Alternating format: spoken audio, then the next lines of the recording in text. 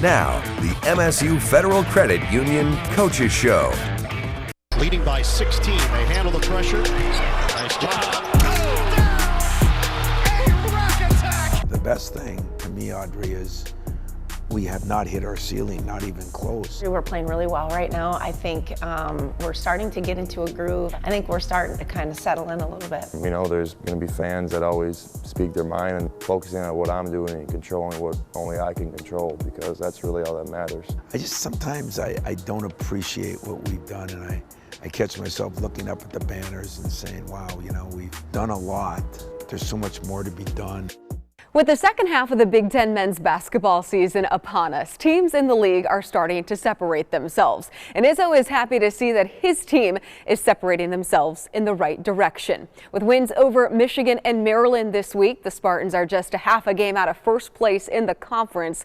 But as you'll hear, there's still a lot of work that needs to be done. Izzo is anxious to see if his team could mature at all in the game against the Terrapins, and it's where we begin our chat this week. Did that maturity shine through?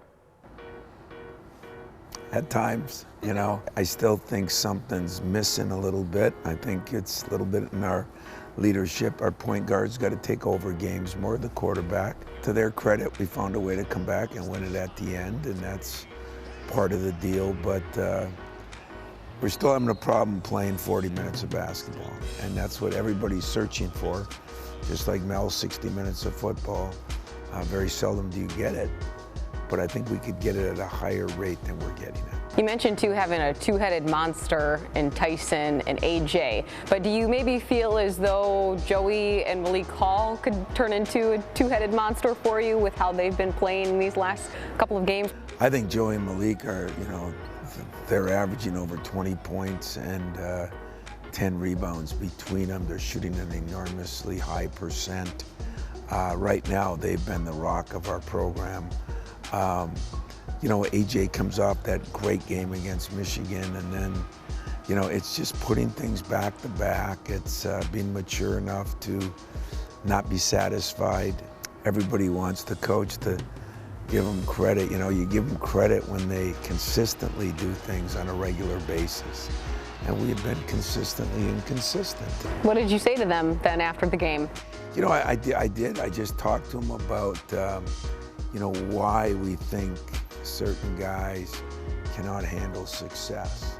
You know, it's the never-ending battle that you have, you know, confidence, competition, all the things. You know, you want to build them up, but you got to be real with them. It's challenging, and it's, I say that, and I think the players knew. Did Cassius Winston have anything to say to them in the locker room after the game? Well, I was trying to put him in with a minute left, and the NCAA wouldn't let me. But, you know, Cash had that big half-court shot there a few years ago. And, you know, it was funny because when I talked to him, you know, I mean, he can see it, you know. And part of it is our point guard play, taking command of the team. You know, it was really great. We landed and Magic called, and I landed to go to the game. And we were, you know, talking to him. I mean, he sees so many things. Draymond, you know, sees so many things, and yet players sometimes struggle to see those things, and I guess that's my job, so I'll keep working on it. Maybe I'm the one that's consistently inconsistent. The best thing to me, Audrey, is we have not hit our ceiling, not even close. Do you still feel as though, because I remember at the beginning of the year you were mentioning how this team gave you little flashes of the 2014-15 team. Yep. Do you still feel that way? Do you still see that? I do, a lot. I talked to Denzel about it when he was here the other day, and I really do see that. But you know, now you're getting into the second half of the Big Ten season. That's got to take fruition here pretty quick. And that team had some leadership at the point position. The path to first place in the Big Ten is always a winding road. it's a lot of obstacles in there. Exactly. A lot of brick walls in there, but yes. Yes, a lot of obstacles. You know, this next obstacle will be Rutgers for sure. It just had a very tough game against Northwestern. And so what do you see from the Scarlet Knights right now that jumps out to you? They've had some bizarre games. You know, Maryland went in there, had them down 20. Now Maryland, go back to that for 2 seconds. They got 4 guys that could play for any of us. I mean, they've got a talented team. The puzzle, maybe the coaching change, and it's been hard on Danny and all the things that have gone on. But that is a talented team. They went to Rutgers, had them down 20. But Rutgers got one of the best players in the league, and the kid Harper, he can score it from anywhere. I was noticing this too at the Michigan game. Well, I've noticed this for a long time, but it just kind of was like, well, I'm going to ask you about it. Before the games, you always tend to sit on the bench and look around and look up, and and I just wonder maybe what you're thinking about or what's going through your mind when you're just sitting there looking. It's an empty mind, so I mean, it could be a lot of things, but once in a while when I get to those games, you always look up in the corners. When Al McGuire said, when the corners are filled, you're in good shape. And so I saw that, and I just sometimes I don't appreciate what we've done, and I catch myself looking up at the banners. We had just watched the highlight film of, it was really good that our people put together, and it had to do with the players in the past and who built the place and what the game meant to them. And I was thinking about that then, because they're still the favorite part of my job, the players that have played here. And I always go out early. 98% of the coaches stay in the locker room. I always ask the guy when he comes out, "What the hell you doing there? What are you sitting in there like this?" I mean, I don't want to be sitting in there. I want to be watching the other team warm up. But I think Katie and I were the only two that ever came out when I was in the Big Ten. And so that's what I was doing. I was sitting there and just kind of taking in the atmosphere, and then once the team comes out, watch the other team warm up. Okay, yeah, doing a little check and balances, but also reflection. Yeah, and also a little reflection. I mean, you don't get a chance to do it very often, and someone would say, well, why would you do it then? Well, that motivates me when I see what's been accomplished. And I always said this place is about hanging banners. And so once in a while I want to remind myself there's still some spots up there that are empty.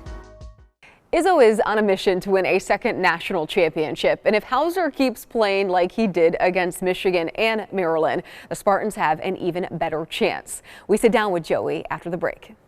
Tap into savings when you use your MSU Federal Credit Union Visa Signature Credit Card. The Visa Signature Credit Card gives you more cash back, like 3% cash back on groceries, 2% cash back on gas, travel, and universities, and 1% cash back on everything else. Simply tap to pay with your MSU FCU Visa Signature. It's fast, easy, and convenient. Tap to pay, get more cash back with the MSU FCU Visa Signature Credit Card. Welcome back to the MSU Federal Credit Union Coaches Show. When Joey Hauser hit the game-winning shot earlier this year against Minnesota, Tom Izzo said he loved hearing the crowd chant his name, as long as they weren't the ones who were being negative towards him on social media a year ago. There's no question Hauser's confidence is growing with each game, and Ian Kress sat down with him to see how he's learned to block out all the noise. For the game. Over to Hauser, shovel pass there, and Hauser for the lead! Joey Hauser just caught the lead at the Breslin Center. I appreciate all the fans that chanted his name, as long as none of them were the ones that were writing the stuff they wrote last year. If they were, they can take a leap. For years, Tom Izzo has expressed his hatred towards social media and the way fans use it to go after his players. In the past, he's even said, quote, "Take your shots at me, don't take them at a 3.7 student." And last season, senior forward Joey Hauser experienced that firsthand. It's hard because we live in an age where social media is so prevalent. Anyone can get a hold of you. It ultimately led to Hauser making a life-changing decision about 10 months ago.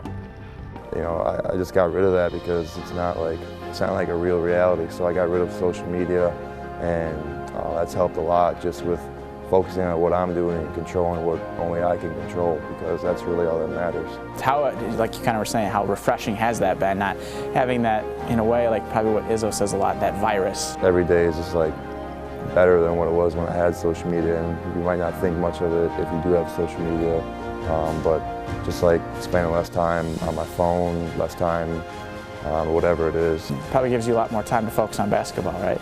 Basketball, myself, my friends, families, anything, yeah. And at all times, I feel like, as Walker got the tip from Hauser, trailing. Wow, Joey Hauser, Myron, you said it right off the top of the show. Joey Hauser has become a dude for Michigan State. He sure has. Hauser is second on the team in rebounding, third in assists, all while shooting a cool 44% from the field. Then there's the stats you don't see in the stat sheet, like he displayed last Saturday against Michigan, which led to this reaction from his head coach.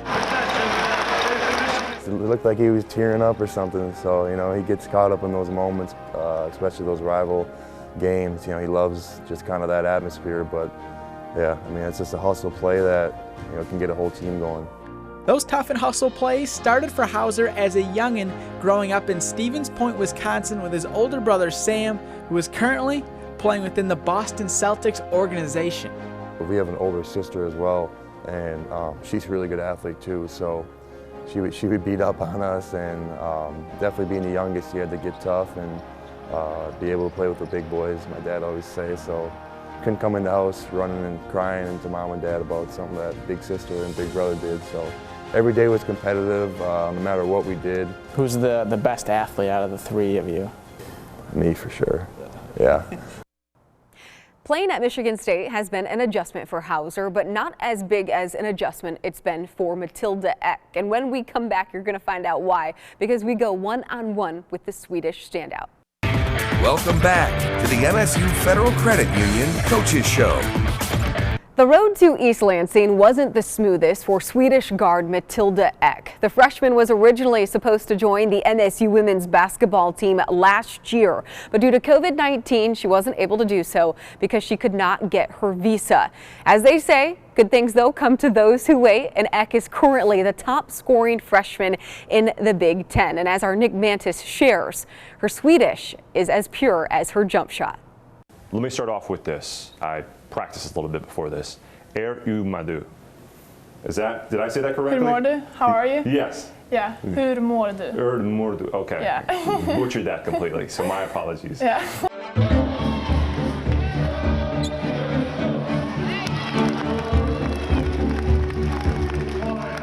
Is there one thing that if you could teach somebody like me, who obviously is terrible at trying to speak your language, what was one fun thing that you can kind of teach somebody who's trying to learn? I don't know. Swedish is very different than English, so it's hard to say just one thing. It's just how we pronounce words is very different. So I don't know. I guess I would start there. Just learn to pronounce different sounds that we do different. Work on the sounds first, and yeah, then... probably. I don't know. Okay. I have some homework to do. Got it. Okay. All right. Yeah, it's hard to learn. That's fine. That's fine. Got a challenge ahead of me. I'll focus on that. Yeah. The language of basketball has never been an issue for Matilda Ek. Having played professionally in Sweden, she's fluent in draining threes.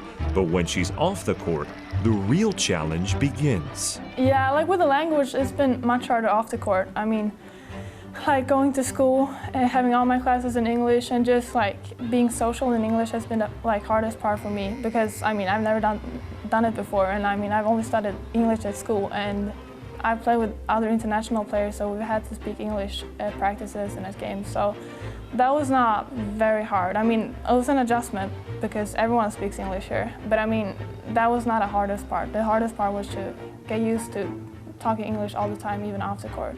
Matilda went through off-the-court issues just trying to become a Spartan. In October of 2020, she couldn't get her visa to travel to East Lansing due to COVID-19. So she kept playing ball back in Sweden until her and her dad were able to make another appointment to try again.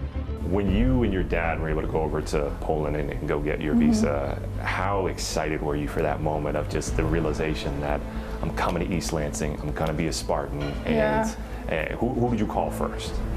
I don't know, I just remember I was so nervous at first before my appointment. I was so nervous because I've heard about other Swedish people that like didn't get their visas even after their appointments. I was so nervous. But like, I called my mom after I knew that I was going to get my visa, and I was just so relieved and so excited to know that I will finally make it here. When she joined her new Spartan family, she quickly realized how the staff at MSU wanted her to feel right at home. they're like always inviting us over for dinner and stuff like that, and always like checking us how we're doing, making sure we're doing good in school and like everything. And they are very clear that that's more important than basketball, that we are more important than just basketball players. When she's not scoring in double figures, Matilda is kicking back and watching. My favorite show is a comedian show. It's called Solsidan.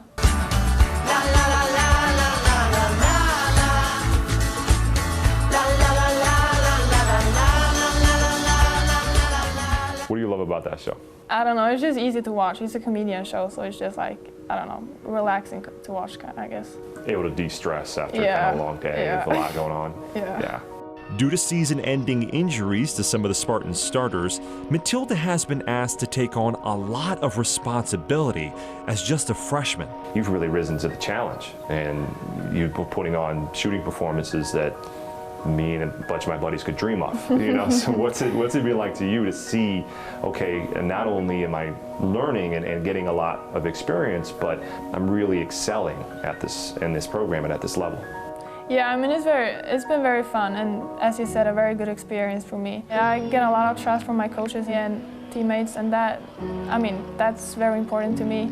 And as you said, we've had a lot of injuries this season, so like we didn't really have much of a choice than just step up. So it's been a very good experience for me, and it will be very helpful like my rest of the years here. Ek is MSU's second leading scorer behind Nia Clouden, and after the break, women's coach Suzy Merchant is going to share why she is grateful to have her a part of the program this year. Welcome back to the MSU Federal Credit Union Coaches Show. After losing 4 starters who were all experienced juniors and seniors, the MSU women's basketball team is in the midst of one of its best stretches of the season. Not only is head coach Suzy Merchant proud of her team for this, but she has loved how they've been able to stay engaged while fighting through adversity. You know, Audrey, we're playing really well right now. I think we're starting to get into a groove. I think defensively we've improved. That's been an area we've adjusted a few things defensively that I think has helped us a little bit. We're playing 2 bigs together because of all of our injuries and COVID, and I mean, you name it, our adversity has hit this team, but I think we're starting to kind of settle in a little bit. You mentioned the post play. You've had Tyre Parks, who has really emerged in these last couple of games, as well as Alicia Smith. How have you seen maybe Tyre's confidence throughout this stretch, and how has that led to her performance on the court? Yeah, you know, Ty always brings a lot of energy and excitement, but I think she always sometimes doubts herself and doesn't appreciate the gifts that she does bring. I mean, she's a very mobile, physical player. Watching her improvement, she's invested with Coach Dean, and the 2 of them together are very different. You know, Smitty's a little more finessey and face up and can shoot that little 15, 18 footer.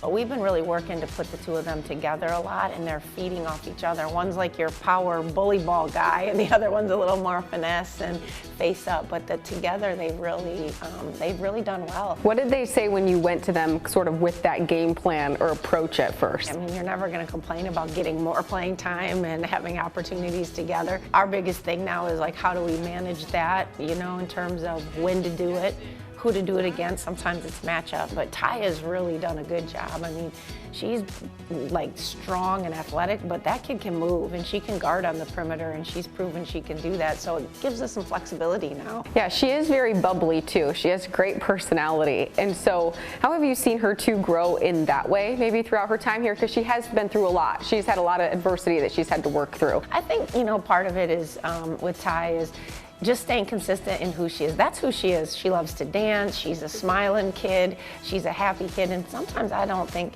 they really appreciate what they have and what that does to a team in terms of just the dynamics, the locker room. You know, you have some kids that are a little more introverted and quiet, but they still need that energy, right? And Ty's an energy guy. You know, her consistency there has really been rewarding for her, but also it's been effective for our team. Because Nia doesn't say anything, and she's our leader, right? So Nia's just does it in a different way. One player you may have who may be a little more introverted, who could be coming out of her shell a bit more, sophomore is Matilda Ek. How have you noticed her progression as well in this stretch that you've had? I mean, she's been Big Ten Freshman of the Week twice, and it just seems like she's starting to understand maybe the program and the concepts a little bit more of how you guys go about your business. First of all, she has such a high IQ. I mean, I think a lot of kids that come over from overseas, they've been taught to play the game the right way from fundamentals first. You know, and I think in America we do things backwards. We just throw them out there and put them in zones when they're like 8 years old. I mean, this kid knows the game and understands the game. So I think that's helped at this level. She's starting to assert herself and understand that we really need her to perform and to take the shots she needs to take, you know, even if she doesn't make them. Have you noticed too the language gap? Is that getting better, or are there challenges still, or what are some instances where there's a disconnect? Well, in basketball, it's not at all because, you know, when you play in the international game and she's played with older people and pros are around and a lot of them are English speaking, I mean, I think that's the one thing she's really comfortable with. I think early on she was nervous about speaking English. She understands it. It's just sometimes she wasn't as confident in speaking it outside and away from. But I was really proud of her. We did our radio show and we do a thing called One Mo Minute.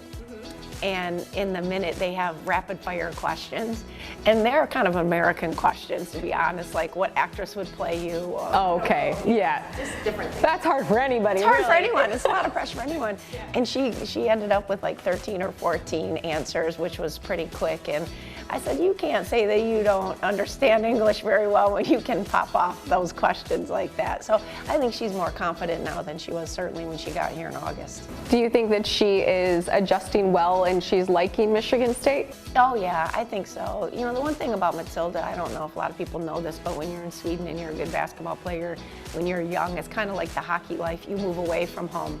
And since she's been 15 years old, she has lived on her own about 8 hours from her family at a basketball school.